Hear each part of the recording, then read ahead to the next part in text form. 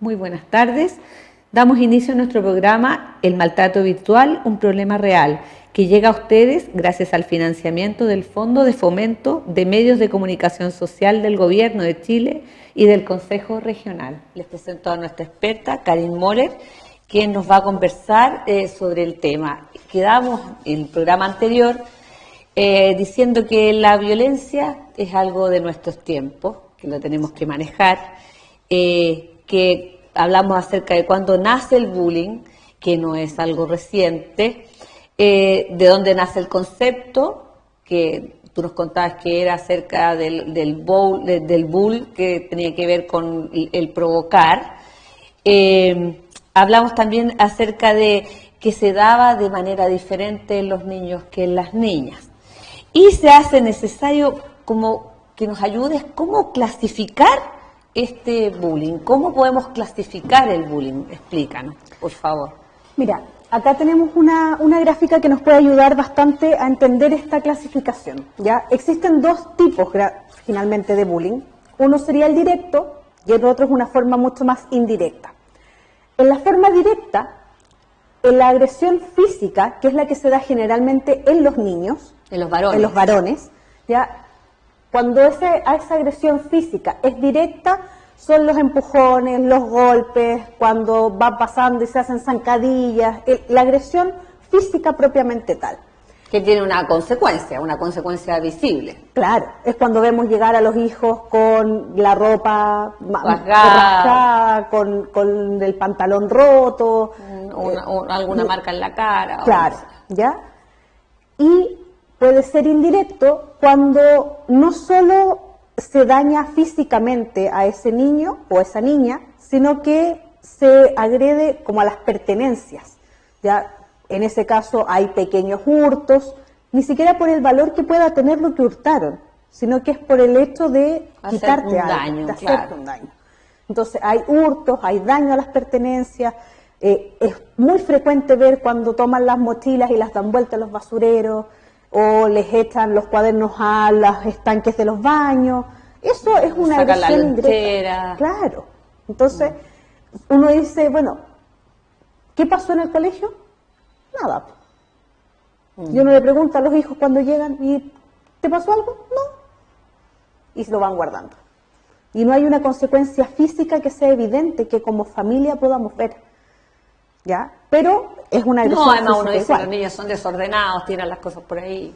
Claro, ¿ya? Y lo justificamos. Puede ser directo, de manera verbal, ¿ya? Que es muchas veces lo que hacen las niñas, ¿ya? Las señoritas en general, cuando está esto de insultar, burlarse, ponerles apodos que no sean simpáticos finalmente, ¿ya? Porque, no sé, cuando a la Marcela le dicen la Chela, está normalizado, y si a Marcela no le molesta, está todo bien. Pero cuando va la guatona, la fea, la no sé cuánto, esos apodos van causando daño, van produciendo una merma en la autoestima de esa persona. Tenemos un acoso verbal que es indirecto, que es cuando, sin decirte nada, de manera frontal, voy por detrás tuyo generando un rumor. Generalmente eso se da en la adolescencia, cuando empiezan a hablar de la vida personal de otra compañera, cuando empiezan a decir, viste, en la fiesta salió con no sé quién y se acostó con fulanito y le gusta su tanito y tanto pololo. Entonces empiezan a generar una serie de rumores que además de muy mala manera no son confrontados. Y pareciera que eso se da más en las mujeres. Claro, ahí es cuando hablábamos en el capítulo anterior de la diferencia. Las niñitas, en general las señoritas, son es muy poco frecuente que se dé la agresión física en términos de golpes, una agresión física directa.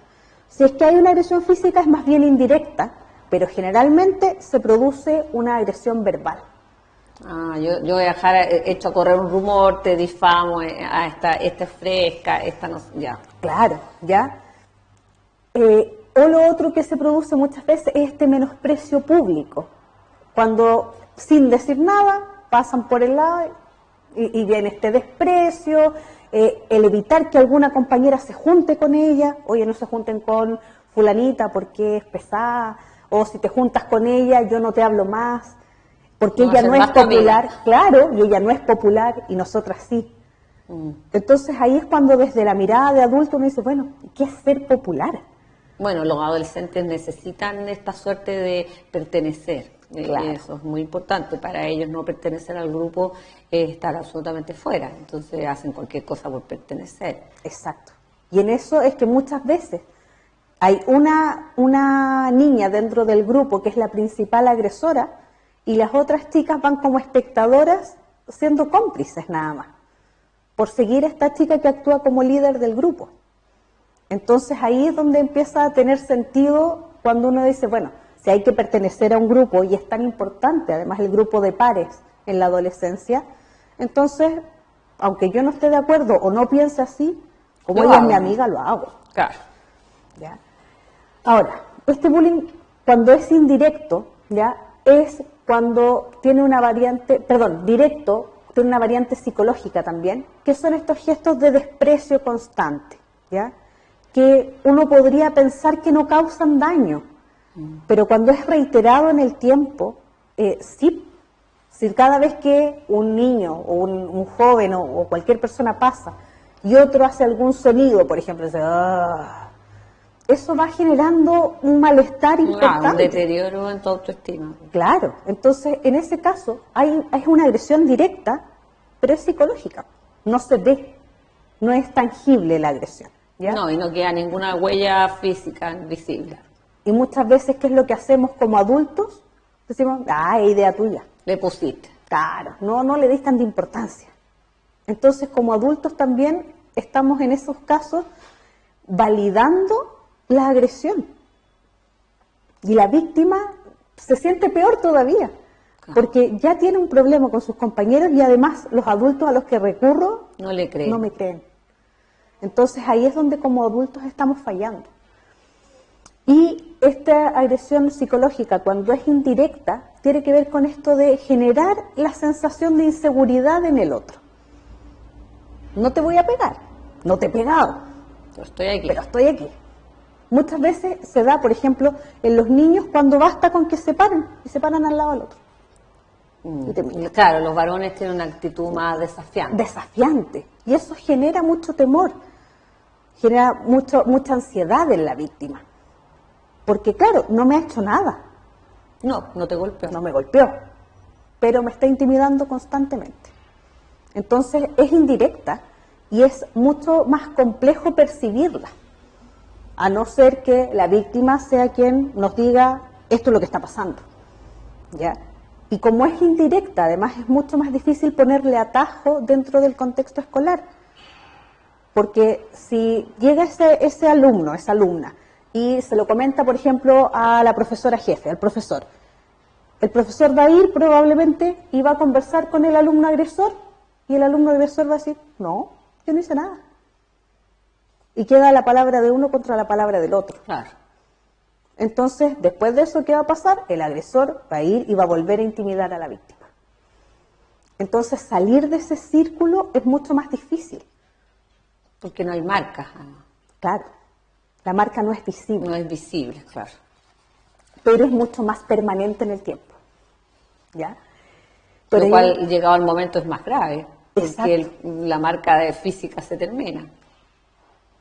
Y estas dos son las que arrastramos después incluso hasta la adultez. ¿Cuántos adultos no encontramos? Y nosotros vemos en el área de la salud que tienen una autoestima que está muy mermada. Y muchas veces es a consecuencia de su historia escolar. Pareciera que no es tan importante, ¿no? Y al final es un factor resolutivo en la conducta de las personas. Exacto. ¿Cuántos adultos hoy día nos encontramos con crisis de ansiedad y que todos le echamos la culpa al trabajo o es que la sociedad en la que estamos? Pero va más allá de eso, porque ese adulto por algo no es capaz de manejar esa ansiedad. Por algo ese adulto no es capaz de poner límites. Por algo ese adulto hoy día queda indefenso frente a una jefatura, por ejemplo, que es capaz de hostigarlo igual. Y se repite la misma historia. Claro, y volvería a sufrir de un abuso, pero ahora en la adultez. Claro. ¿Ya? Y por otro lado, tenemos un bullying que es indirecto y que tiene que ver con la marginación social, el cosificar a otro. A ver, ¿cómo? Cuando le quitamos la calidad de persona a un estudiante, cuando somos capaces de pasar por encima de él como si no existiera. Muchas veces se da en las aulas, en los colegios, en que hay compañeros que son invisibles, entre comillas. Y esos compañeros que pasan a ser invisibles, los estamos ignorando constantemente. Es que este es malo para la pelota, y todos se cierran. Entonces él queda en un rincón, y es el último que eligen, por ejemplo. O cuando hay que participar en grupo y nadie y nadie quiere trabajar contigo. Claro. Y como adultos además nos cuesta mucho tratar de integrar a ese niño o a esa niña. Claro, finalmente el profesor se tiene que imponer para que al niño lo acepten. Exacto, ¿ya? Y vamos en esos casos tomando a este niño y lo vamos volviendo de a poco un objeto más dentro de la sala, al que podemos mover como se nos ocurre, sin que nos importe lo que está sintiendo. Entonces, en esos casos, la marginación que se da, la marginación social, es inmensamente potente. Y el daño debe ser mucho más grande. Exacto. Son niños que se retraen mucho y son los que muchas veces terminan con resultados de muerte. Porque total, ese chico percibe que total nadie me ve, no le importo a nadie. Entonces la ansiedad es tanta, el cuadro depresivo que se produce es tan potente que optan por el suicidio. Porque es una forma de ponerle atajo, es una forma de quebrar. Parar de sufrir. Exacto. Entonces, qué fuerte. Y bueno, hay consecuencias en el bullying para todos.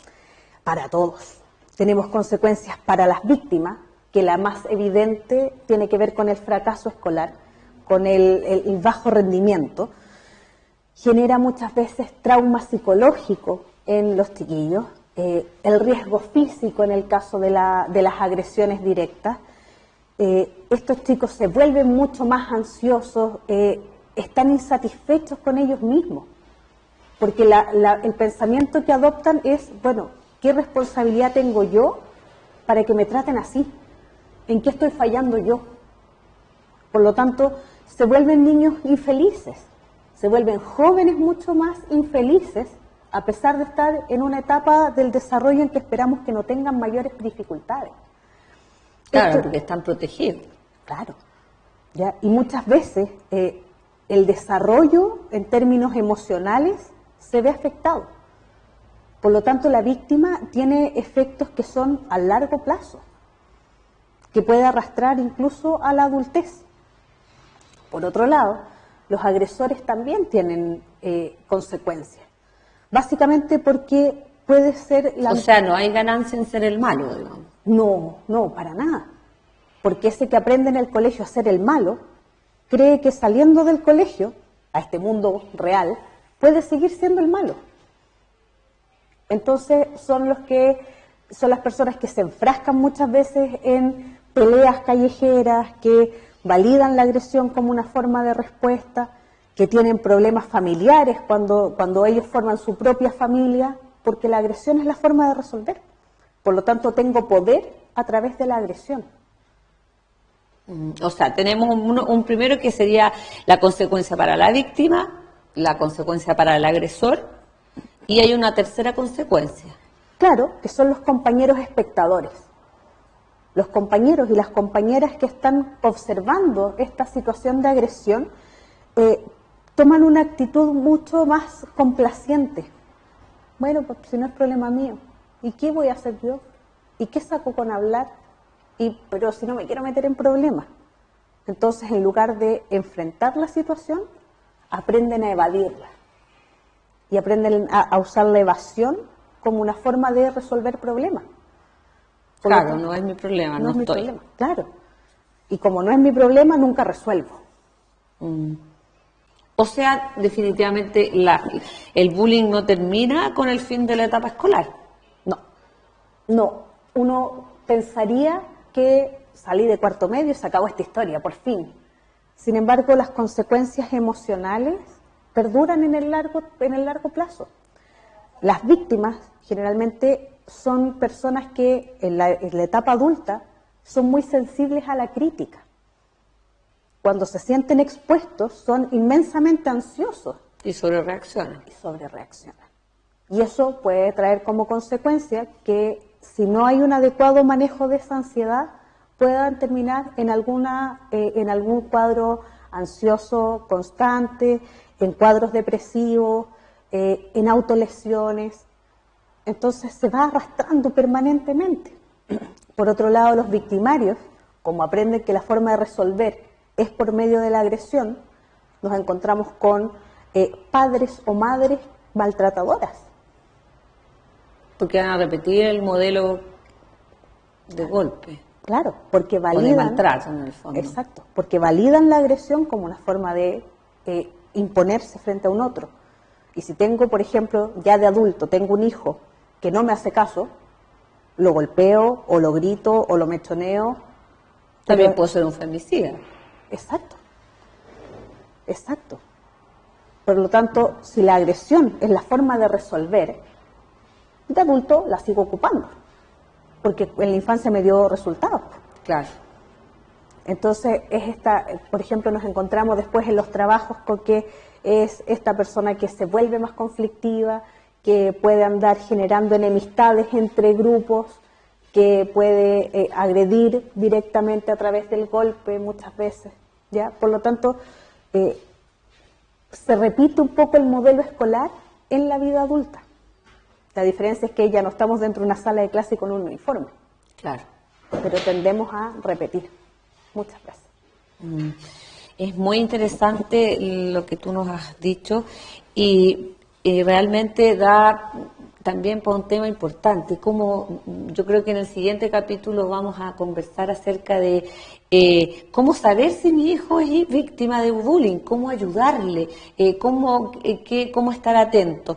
Te invito a que continuemos esta conversación porque realmente es necesario saber cómo estar atento como padre, cómo estar atento como profesor, qué políticas son las que se están usando. Te invito a que en un próximo encuentro conversemos acerca de este tema. Muchas gracias. Pues nada.